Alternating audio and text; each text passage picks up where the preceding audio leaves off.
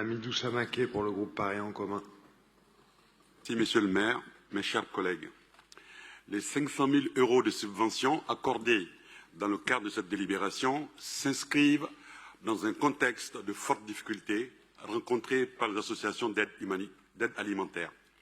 Depuis la pandémie de Covid-19 et la crise liée à la guerre en Ukraine, la fréquentation des dispositifs d'aide alimentaire est très importante sur le territoire parisien et a été exacerbée par l'inflation.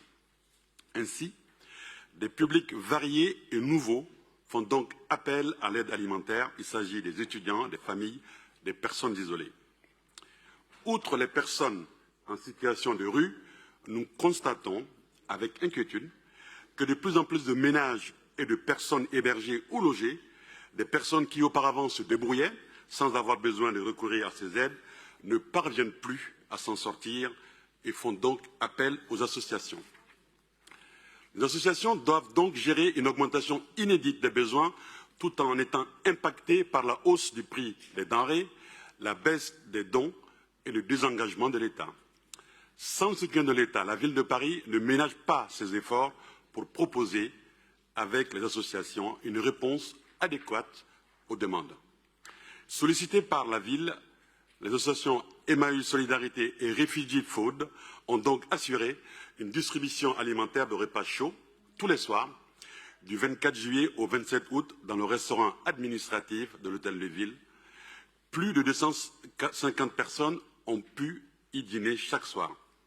Nous avons également, comme tous les ans, financé l'association Août Secours Alimentaire qui prépare et distribue des colis alimentaires. Nous finançons également le remplacement des Restos du Cœur par la Chorba et l'un et l'autre à la distribution de la Porte de la Villette. La distribution a connu une fréquentation inédite cet été. Entre juillet et août, ce sont près de 38 478 repas chauds qui ont été servis, soit plus de 15% de fréquentation par rapport à l'année 2022. L'action de ces 9 associations est indispensable. On l'a vu, elles ont rivalisé de réactivité et d'inventivité pour faire face à ce besoin en évolution importante et préoccupante. Je me réjouis que Paris soit auprès d'elles et par conséquent auprès des plus précaires, des plus exclus.